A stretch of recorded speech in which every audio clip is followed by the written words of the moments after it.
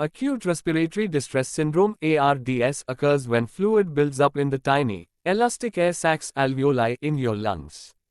More fluid in your lungs means less oxygen can reach your bloodstream. This deprives your organs of the oxygen they need to function. ARDS typically occurs in people who are already critically ill or who have significant injuries. Severe shortness of breath, the main symptom of ARDS, usually develops within a few hours to a few days after the original disease or trauma. Many people who develop ARDS don't survive. The risk of death increases with age and severity of illness.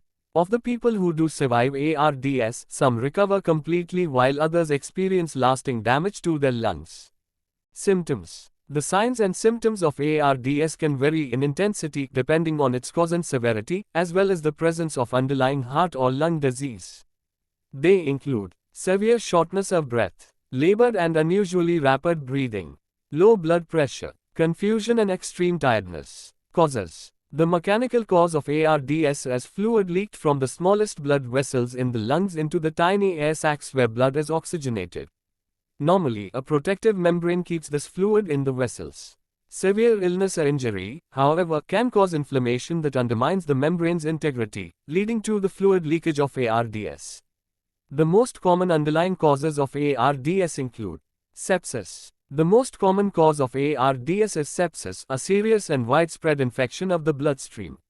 Inhalation of harmful substances. Breathing high concentrations of smoke or chemical fumes can result in ARDS, as can inhaling, aspirating vomit. Severe pneumonia. Severe cases of pneumonia usually affect all 5 lobes of the lungs. Head, chest or other major injury. Accidents such as falls or car crashes can directly damage the lungs or the portion of the brain that controls breathing. Risk factors. Most people who develop ARDS are already hospitalized for another condition, and many are critically ill. You are especially at risk if you have a widespread infection in your bloodstream. Sepsis.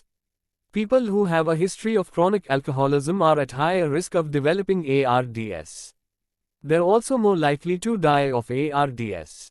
Complications. ARDS is extremely serious, but thanks to improved treatments, more people are surviving it. However, many survivors end up with potentially serious and sometimes lasting complications, including scarring in the lungs, pulmonary fibrosis. Scarring and thickening of the tissue between the air sacs can occur within a few weeks of the onset of ARDS. This stiffens your lungs, making it even more difficult for oxygen to flow from the air sacs into your bloodstream.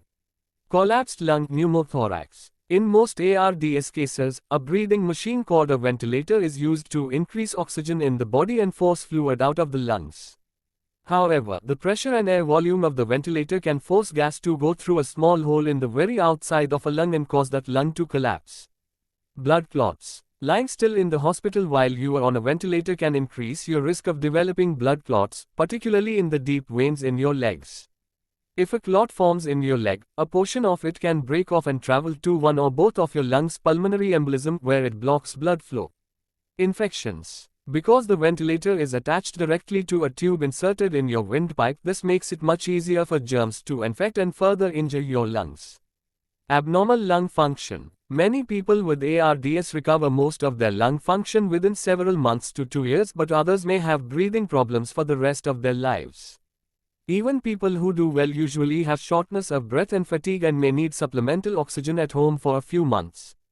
Memory, cognitive and emotional problems. Sedatives and low levels of oxygen in the blood can lead to memory loss and cognitive problems after ARDS. In some cases, the effects may lessen over time, but in others, the damage may be permanent. Most ARDS survivors also report going through a period of depression, which is treatable. Tests and diagnosis. There's no specific test to identify ARDS. The diagnosis is based on the physical exam, chest X-ray and oxygen levels, and by ruling out other diseases and conditions, for example, certain heart problems that can produce similar symptoms. Imaging. Chest X-ray. A chest X-ray can reveal which parts of your lungs and how much of the lungs have fluid in them and whether your heart is enlarged. Computerized tomography (CT). A CT scan combines X-ray images taken from many different directions into cross-sectional views of internal organs. CT scans can provide detailed information about the structures within the heart and lungs. Lab tests. A test using blood from an artery in your wrist can measure your oxygen level. Other types of blood tests can check for signs of infection or anemia. If your doctor suspects that you have a lung infection, secretions from your airway may be tested to determine the cause of the infection. Heart tests. Because the signs and symptoms of ARDS are similar to those of certain heart problems, your doctor may recommend heart tests such as electrocardiogram. This painless test tracks the electrical activity in your heart. It involves attaching several wired sensors to your body. Echocardiogram. A sonogram of the heart. This test can reveal problems with the structures and the function of your heart. Treatments and drugs. The first goal in treating ARDS is to improve the levels of oxygen in your blood. Without oxygen, your organs can't function properly. Oxygen. To get more oxygen into your bloodstream, your doctor will likely use supplemental oxygen. For milder symptoms or as a temporary measure, oxygen may be delivered through a mask that fits tightly over your nose and mouth. Mechanical ventilation. Most people with ARDS will need the help of a machine to breathe. A mechanical ventilator pushes air into your lungs and forces some of the fluid out of the air sacs. Fluids. Carefully managing the amount of intravenous fluids is crucial. Too much fluid can increase fluid buildup in the lungs. Too little fluid can put a strain on your heart and other organs and lead to shock. Medication. People with ARDS usually are given medication to prevent and treat infections, relieve pain and discomfort, prevent clots in the legs and lungs, minimize gastric reflux, sedate. Lifestyle and home remedies. If you're recovering from ARDS, the following suggestions can help protect your lungs.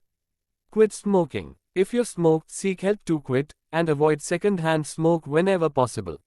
Quit alcohol. Alcohol can relax the portion of your upper airway that keeps foreign material from entering your lungs. Aspiration.